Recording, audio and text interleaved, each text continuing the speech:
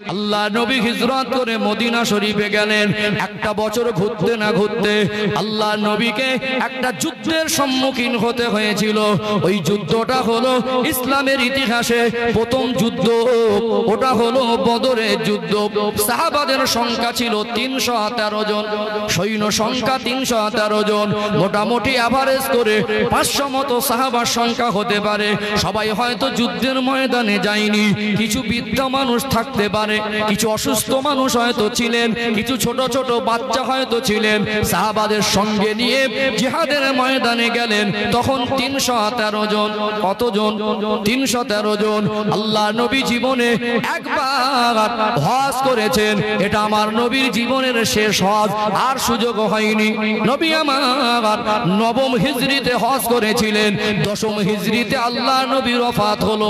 নবম হিজরিতে আল্লাহ নবী যখন আরাফা ময়দানে জাবালে রহমত পাহাড়ের পদদেশে আল্লাহর হাজী বান্দাদের সামনে রেখে খুতবা প্রদান করছিলেন, আল্লাহর নবীর সঙ্গে সাহাবাদের সংখ্যা ছিল 1.25 লক্ষ, অর্থাৎ 1,25,000 মতো সাহাবা। জোরে বলুন সুবহানাল্লাহ। বুঝতে পারছেন এই 10 বছরের ব্যবধান। প্রথম বছরে গিয়ে যুদ্ধের ময়দানে যাচ্ছেন 313 জন, নবম হিজরিতে নবী আমার জাবালে রহমত পাহাড়ের পদদেশে নবী খুতবা দিচ্ছেন, হজের খুতবা বয়ান দিচ্ছেন, বক্তব্য রাখছেন। 1,25,000 মতো সাহাবা। জোরে বলুন আল্লাহর নবী হুজুর আমার ওই দিন বারবার বলছিলেন আলবিদা আলবিদা আলবিদা। বাবারা, হতে পারে এটা আমি রাসূলুল্লাহ জীবনের শেষ বিদায়। আল্লাহ আবার আমায় হায়াতে রাখবেন, আবার হজ করতে আসবো, আবার আপনাদের এত মানুষকে নিয়ে সামনে কথা বলবো, আর সুযোগ নাও হতে পারে। নবী ওই দিন এত দামি দামি কথা বলেছিলেন। আজ যারা ইসলামকে নিয়ে গবেষণা করছে, আমার নবীর ওই বিদায় হজের ভাষণের ভিতরে এত সাজানো গোছানো গুরুত্বপূর্ণ কিছু কথা ছিল। আজ যারা ইসলামকে নিয়ে গবেষণা করছে, তারা দাবি করছে শুধুমাত্র বিদায় হজের ভাষণটা নিয়ে যদি কোন রাষ্ট্রের যদি সংবিধান করে দেওয়া হয়, ওই রাষ্ট্রের ভিতরে শান্তি কায়েম হয়ে যাবে। জোরে বলুন সুবহানাল্লাহ। কত দামি দামি কথা বলেছিলেন। আল্লাহ নবী যে বিদায় হজের ভাষণ দিয়েছিলেন, ও ব্যাখ্যা অনেকটা লম্বা, আমি একটা দুটো পয়েন্ট তুলে ধরছি। নবী আমার বলছিলেন, বাবা সাহাবীরা, আজ দিনটা কোন দিন? সাহাবারা জানতেন তো হজের দিন। ইয়া রাসূলুল্লাহ, ইয়া হাবিবাল্লাহ, আপনি তো জানেন। আল্লাহ নবী ঘুরিয়ে বললেন, এটা কি হজের দিন নয়? হ্যাঁ ইয়া রাসূলুল্লাহ। আল্লাহ নবী আবার ঘুরিয়ে বললেন, বাবা সাহাবারা, এটা কোন মাস? কথার লাইন তো ক্লিয়ার। সাহাবারা জানতেন তো হজের মাস। নবী কত সুন্দর করে কথা বলছেন, ও বাবা সাহাবীরা, এটা কি হজের মাস নয়? হ্যাঁ ইয়া রাসূলুল্লাহ, এটা হজের মাস।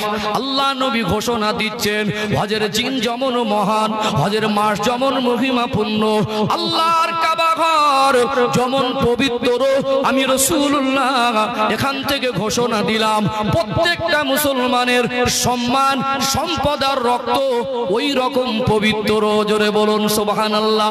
এত ছোট মনে করবেন না, একটু গভীর ভাবে যদি শোনেন, আপনার পাথর মনটাও গলে যাবে। বলুন তো দেখি, আল্লাহর কোন হাজী বান্দা, আল্লাহর কোন হাজ্জিন বান্দি হজের দিনে ইহরাম অবস্থায় কারোর সঙ্গে কি ঝগড়া করবে? কারোর কি সম্পদ ক্ষতি করবে? কাউকে কি গালাগালি দেবে? জীবনে কেউ দেয় না, আর আগামীতে দেবে বলে মনে হয় না। যদি কেউ ইহরাম অবস্থায় হজের দিনে যদি কেউ যদি সম্মান নষ্ট করে, ওর গুনাহটা কেমন পর্যায়ের গুনাহ হবে?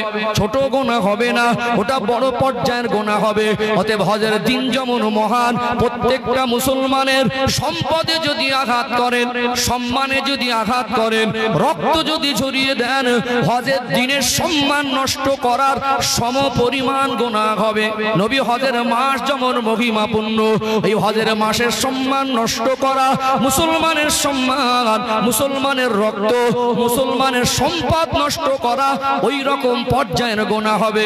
কি বলবো আপনাদের, দুনিয়ায় দীঘায় বেড়াতে যাবেন, গ্যাংটকে বেড়াতে যাবেন, দার্জিলিং দার্জিলিংয়ে বেড়াতে যাবেন, আজমির কাশ্মীরে বেড়াতে যাবেন, মনে রাখবেন ঘুরে এসে গল্প করে বোঝাতে পারবেন মক্কা মদিনার অনুভূতি ভাষায় বলে বোঝানো যায় না। আল্লাহর কাবা ঘর, আল্লাহ এত নিয়ামত করেছেন, শুধু বান্দা বান্দি আল্লাহর কাবা ঘরের দিকে তাকিয়ে দেখলে আল্লাহ খুশি হয়ে 20টা রহমত নাজিল করেন। জোরে বলুন সুবহানাল্লাহ। আল্লাহর কাবা ঘর ওই জায়গায় সব সময় 120টা রহমত নাজিল হচ্ছে। কটা? 120টা। তাওয়াফের ভিতরে 60টা, আর নামাজের ভিতরে 40টা, আর শুধু দেখলে 20টা। এই 40 আর 20 60, আর তাওয়াফের মধ্যে 60, 120টা রহমত অটোমেটিক নাজিল হয়। দুনিয়ার মানুষ বিবিকে ছেড়ে যাওয়ার সময় তো কাঁদে না, বাবা মাকে ছেড়ে যাওয়ার সময় তো কাঁদে না, বাচ্চাকে ছেড়ে যাওয়ার সময় তো কাঁদে না। আল্লাহর কাবা ছেড়ে আসার সময় যেমন চোখ থেকে পানি আসে। শুনতাম বিদায় তওয়াফের কান্না। যেদিন আল্লাহ আমাকে নিয়ে গেলেন সেদিন মনে হলো মানুষের চোখে এত পানি কোথা থেকে আসে। সেদিন আপনার মনে হবে আল্লাহর কাবায় মাত্র আর কয়েকটা দিনের মেহমান, আল্লাহর কাবায় মাত্র কয়েকটা দিন তো কাটিয়েছি, আল্লাহর কাবার মায়া অন্তরে এতটা। মানুষের কথা শুনেছেন বুক ফেটে কান্না আসে, আল্লাহর কাবাকে ছেড়ে আসার সময় বুক ফেটে কান্না আসে। ওখানে কেউ গুনাহ করতে যায় না, আল্লাহর কাবার দিকে তাকিয়ে আপনি যদি পৃথিবীর সবথেকে বড় গুনাহগার হন, শুধু কাবার দিকে তাকাবেন, আল্লাহকে আল্লাহ বলে ডাকবেন, ওই পাথর হৃদয়টা নরম হয়ে গিয়ে চোখ থেকে এমনি পানি গড়িয়ে যাবে।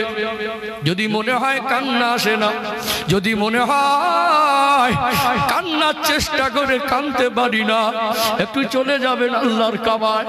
এমনি শুধু তাকিয়ে দেখলে আল্লাহর কাবাকে আল্লাহ দয়াময় এতটা বেশি নিয়ামত করেছেন।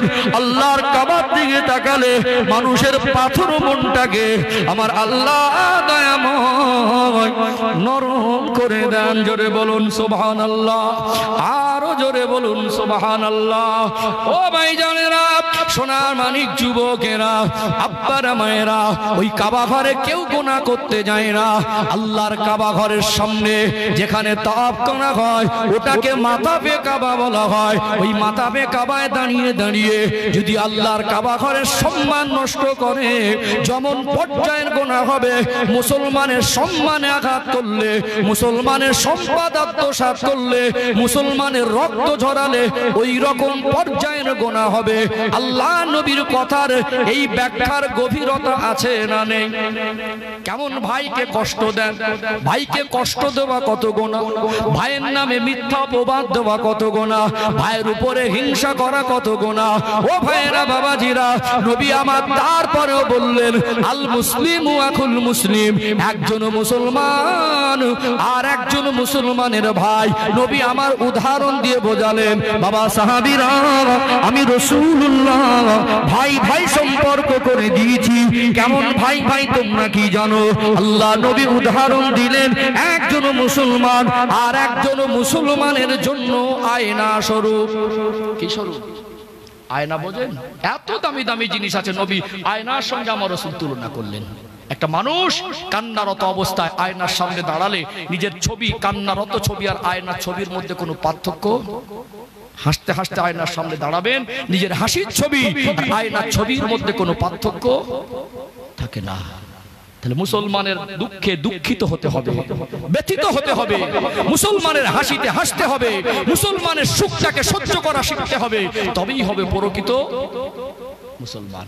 আমাদের ভিতরে সম্মান করার জিনিসটা তো গেছেই গেছে। এখন সব 440 ভোল্টেজ, কেউ কারোর দাম দেয় না।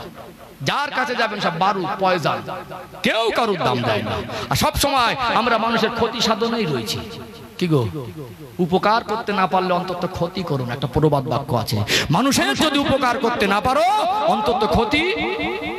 আমরা উপকার তো করিনি, ক্ষতি সাধনে চিন্তায় চিন্তায় দিনটা পার হয়। ঠিক বললাম না ভুল বললাম? মসজিদে গিয়েও ইমামের তাড়ানোর চক্রান্ত। কিছু কিছু এলাকা এত ডেঞ্জার, কিছু কিছু মুসল্লি কমিটি এত ডেঞ্জার, ভালো ভালো ইমাম এসে 6 মাস টেকে না। আছে না? আছে না? তাহলে একটা মেহমান হিসেবে সে আপনার গ্রামে এসেছে, আফসোস হয়। এখন দেখি আমাদের, আমরা শুধু বলি উন্নতি হচ্ছে, কি উন্নতি হয়েছে আমি খুঁজে পাই না আমার হিসাবে। আপনাদের এই গ্রামটা, এটা কি তালেব মৌলভী পড়া নাকি? হ্যাঁ, এই গ্রামে যদি আল্লাহ না করুক আমি মরে যাবো, আপনি মরে যাবেন, মাইয়েত হয়ে গেলে গোসল দেওয়ার লোককে ডাকতে হয় না? আনুমানিক কতজন গোসল দেওয়া মানুষ আছে বলতে পারবেন? কজন? 4 জন 6 জন? হ্যাঁ, হুদান না, 4 জন 6 জন, 20 জন খুঁজে পাবেন না। ওই 4 জন যে মরে যায়, ওই 4 জন, ওই 6 জন। আল্লাহ না করুক কোথাও গিয়ে আটকে যায় না, তখন সারা জীবন যে ইমামের পিছনে বিরোধিতা করে ওই ইমামকে ডাকতে হবে। কি গো, ছেলেকে গাড়ি বাড়ি করে দেন, হালালটাকে অসুবিধা নেই, ওর ভিতরে যেন ইসলামের শিক্ষাটা থাকে। ডক্টর, মাস্টার, ব্যারিস্টার, ইঞ্জিনিয়ার হোক, অসুবিধা নেই, ওর ভিতরে যেন কলেমা শিক্ষাটা থাকে, কোরআনের শিক্ষাটা থাকে, ইসলামিক আদর্শটা থাকে। কথা ঠিক না বেঠিক? আমরা ছেলে মানুষ করেছি, ছেলেটাকে কলেমাটুকু শিক্ষা দেয়নি। ছেলে মানুষ করেছি, ছেলেটাকে আদর্শবান ছেলে হিসেবে গড়তে পারিনি। আমাদের ছেলেরা মদ খায়, আমাদের ছেলেরা লটারি কাটে, আমাদের ছেলেরা আজও দাঁড়িয়ে পেশাব করে, আমাদের ছেলেদের কানে আজানের আওয়াজটা ঢুকবে বলে এখনো হেডফোন গুঁজে রাখে।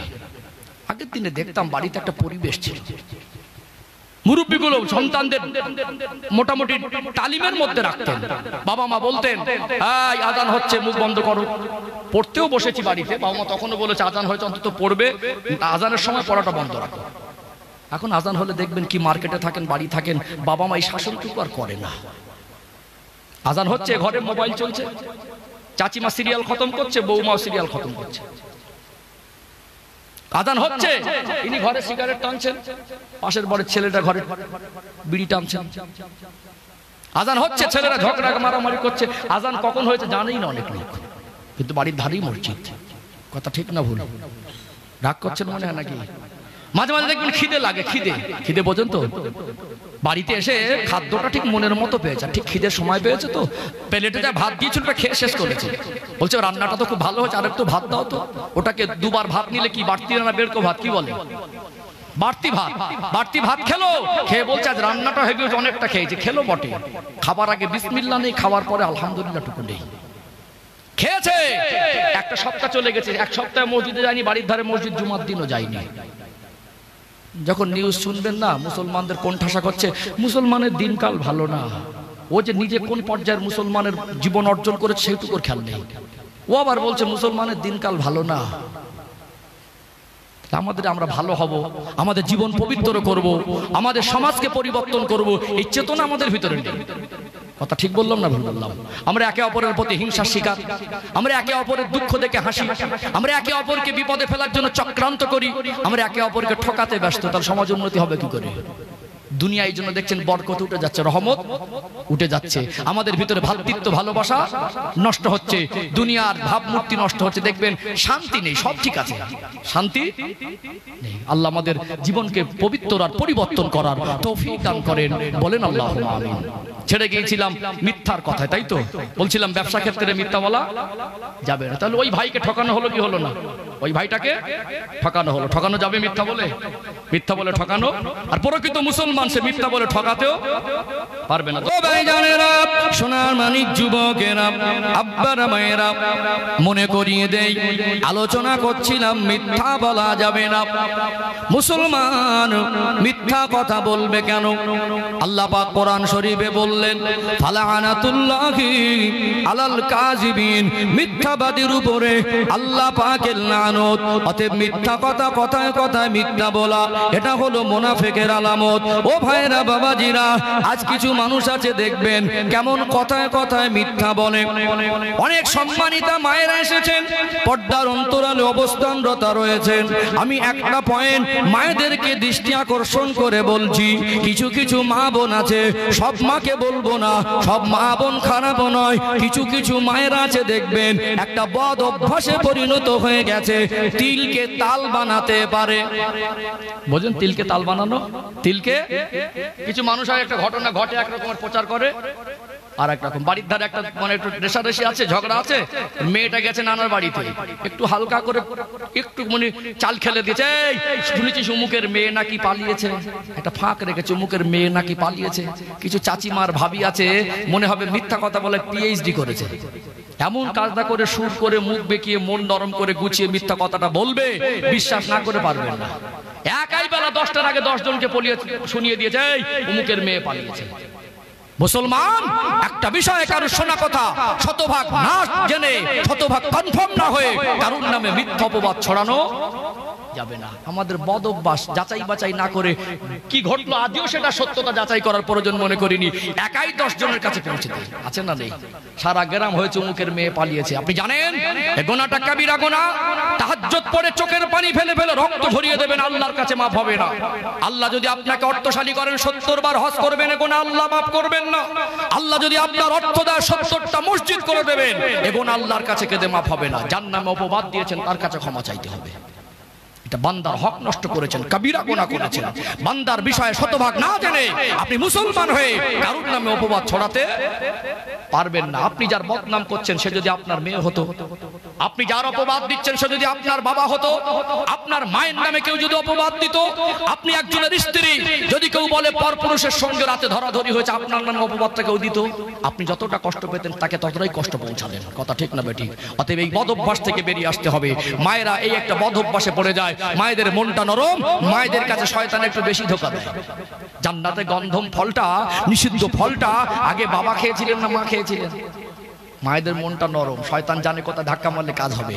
একটু মেয়েদের কানে একটা কথা ঢুকিয়ে দিলেই হয়, ও প্রচার হয় খুব কাজটা করে। কথা ঠিক না বেঠিক? সম্মানিত মায়েদের আমি আবেদন করব, আমি রবিউল ইসলাম একটা মায়ের গর্বে ছিলাম, আপনাদের যারা ঘাত দেওয়ার জন্য বলি না, কোনো বিষয় শতভাগ না জেনে আপনারা প্রচার করতে যাবেন না। ও ভাইজানেরা, সোনার মানিক যুবকেরা, আব্বারা মায়েরা, আর একটা মিথ্যা চিত্র তুলে ধরি। দেখবেন আমরা মুসলমান, আল্লাহ যদি ভাই ভাইয়ের সম্পর্ক করে দেন, নবী যদি ভাই ভাইয়ের সম্পর্ক করে দেন, মুসলমানের বিপদে যদি পাশে দাঁড়াতে হয়, মুসলমানের হাসিতে যদি হাসতে হয়, অনেক সময় দেখবেন একটু টাকা পয়সা লেনদেন করতে হয় কি হয় না? পয়সাওয়ালা মানুষেরও লেনদেন করতে হয়। কত সুন্দর সিস্টেম আল্লাহ দয়াময়, কত সুন্দর জীবন বিধান ইসলামকে আমাদের কাছে উপহার দিয়েছেন।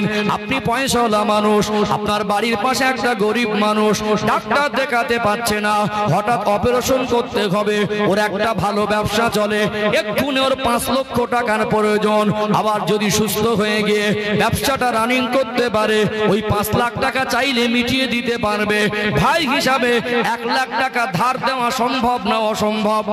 2000, 1000, 5000 আমরা একে অপরের সঙ্গে লেনদেন করি কি করি না?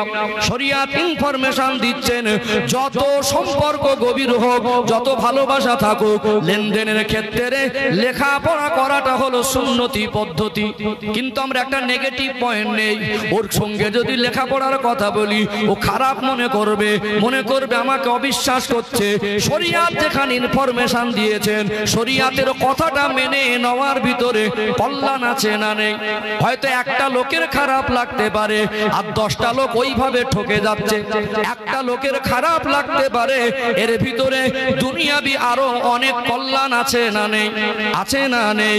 অতএব একান্ত যদি মনে করেন লেখাপড়ার প্রয়োজন নেই আলাদা কথা, তবে শরিয়াত বলছে লেখাপড়া করাটা হলো পদ্ধতি।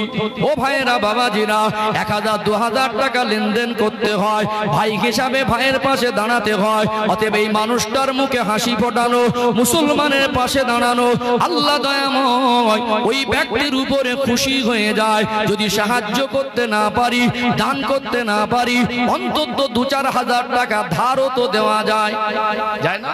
লেনদেন করতে হয়। কিছু কিছু চিটিং বাজ এই জায়গাটা নোংরা করে ফেলেছে, মাইন্ড করবেন না, কিছু কিছু চিটিং বাজ এই জায়গাটাই নোংরা করে ফেলেছে। 1000 টাকা আজকে দিনে লেনদেনটা কোনো ব্যাপার? ও যদি মনে করে 1000 টাকা 1 মাসের মধ্যে দিয়ে দিতে পারবে, এখন থেকে বসে খায় না। 500 টাকা রোজের দাম, 2 দিনের রোজের দাম দেওয়া যায় না? যায় না? 1000 টাকা নেওয়া সহজ। আল্লাহর কিরে ভাই, শুক্রবারে দেবো 1000 টাকা ধার দে। বন্ধু বান্ধব দিয়েছে, 7টা শুক্রবার চলে গেছে, দেখা করে না। কটা পকেটে 2000 টাকা রয়েছে, অনেকদিন পর বলছে ভাই টাকাটা 1000 টাকা নিয়েছিলে দিলি না তো, 2000 টাকা পকেটে রয়েছে। বলছে আল্লাহর কি ভাই, এখন আমার কাছে টাকা নেই। আরে ভাই, ডেট দিয়েছে, তার কাছে যেতে হবে, তুই তো আমার ভাই, আমাকে তো উপকার করেছো তুমি। অসুবিধার কারণ জোগাড় করতে পারলে 1 মাস সময় দাও, আর 1 সপ্তাহ সময় দাও। ভালোবাসা, মহব্বত, তুমি যখন আমাকে এই টাকাটা তো উপকার করেছো, তুমি যখন দিতে পেরেছো 1 মাস সহ্য করতে পারবে, আমাকে একটু সময় দাও। চেষ্টা রাখা, এই জায়গাটাকে পবিত্র রাখা, লেনদেনটাকে ক্লিয়ার রাখা। আগামী দিন আমাদের ভাইদের কষ্ট কষ্ট হবে না। টাকা ধার নিয়েছে, খুঁজে পায় না, বাড়ি গিয়ে একদিন ধরেছে, বাড়ির ভিতর থেকে বাইরে আসে না। 8 বছরের বাচ্চাটাকে বলছে কচি বল আব্বু বাড়ি নেই। বাচ্চাটা মিথ্যা কিছু বোঝে না, ওকে বলছে বল আব্বু বাড়ি নেই। মা যখন বলছে কচি বল আব্বু বাড়ি নেই, তখন বলছে আম্মু আব্বু তো খাটে ঘুমাচ্ছে। বলছে কাকু টাকা পাবে তো, নিতে এসেছে, এই জন্য মিছি মিছি করে বল আব্বু বাড়ি নেই। তাহলে আমাদের বাচ্চাদের মিথ্যা কি জিনিস বাচ্চারা বুঝতো না। আমরা বাবা মা আমাদের কর্মের ফল তাদের উপর একটা ইফেক্ট আসছে, তাদেরকে মিথ্যাটা শিখে দিচ্ছি না, দেই না। কত অ্যাঙ্গেলে আজ মিথ্যা প্রচার হচ্ছে। ভাই লেনদেন করেন, আমি তারপরে বলছি টাকা ধার দেবেন, উপকার করতে হবে। আমার দিয়েছে, আমি আল্লাহর কাছে শুকরিয়া আদায় করবো, আল্লাহ আমি যেন মানুষের উপকার করতে পারি। এই দেখেন, একটা এইভাবে না আর একটা এইভাবে, দুটোর মধ্যে অনেক পার্থক্য, বুঝতে পেরেছেন? যারা খরচা করে আল্লাহ তাদের খরচা করার তৌফিক দেয়, বলুন সুবহানাল্লাহ, বলেন সুবহানাল্লাহ। যারা খরচা করে, যারা ত্যাগ করে, আল্লাহ তাদের ত্যাগ করার তৌফিকটুকু দেয়, বলুন সুবহানাল্লাহ। একটা হাত এইভাবে আর একটা হাত, সবসময় চেষ্টা করবেন গরিব হন, হাতটা এইরকম না করে এরকম করা, বুঝতে পেরেছেন? কেউ 2000 টাকা দিয়ে মানুষের উপকার করে, আমি গরিব বলে আমি 2 টাকা দিয়ে উপকার করব। আল্লাহ এই হাতটাকে পছন্দ করে, এরকমটা না। আল্লাহর কাছে এরকম, মানুষের কাছে, বুঝতে পেরেছেন? আল্লাহর কাছে এইভাবে আর মানুষের কাছে এইভাবে। বন্ধু বান্ধব এক জায়গায় থাকলে নিয়ত করবেন খরচাটা আমি বেশি করব, খরচাটা আমি বেশি করব। কিছু মানুষ আছে দেখবেন মুঠো খোলে না, দিল আলাদা, 10 দিন খাওয়ালে 1 দিন খাওয়াতে চায় না, আছে কিন্তু খেয়েই যাবে, ওটা খারাপ জিনিস। বন্ধুত্ব রাখতে গেলে ত্যাগ করতে হয়। সবসময় মনে করবেন আমি মুঠোটা আমি সবসময় দিয়ে রাখবো বেশিটা, আল্লাহ আপনার দেওয়ার তৌফিক দেবে। আমল করে দেখুন না, অসুবিধা কি? কি গো, ঠিক বলছি না ভুল বলছি? ঋণ দেনা করতে হয়, ধার দেনা করতে হয়, করবেন, সম্পর্ক ভালো রাখবেন। তারপরে 2-4 জনের জন্য আমরা মানুষের উপকার করা ভুলে যাব না। তারপর আমি বলছি ধার দেবেন, উপকার করবেন। কেউ না খুশি হলে কে খুশি হবে? আল্লাহ খুশি হবে। তবে এগুলো দুঃখজনক, যেন আমরা চিটিং বাজ না হয়ে যায়, এটা খারাপ জিনিস। টাকা নেওয়ার সময় আল্লাহর কিরে, টাকা দেওয়ার সময় থাকার পরেও বলে আল্লাহর কিরে নেই, আছে না? একরকম মিথ্যা। এই মিথ্যা থেকে জীবন পবিত্র করা দরকার আছে না নেই?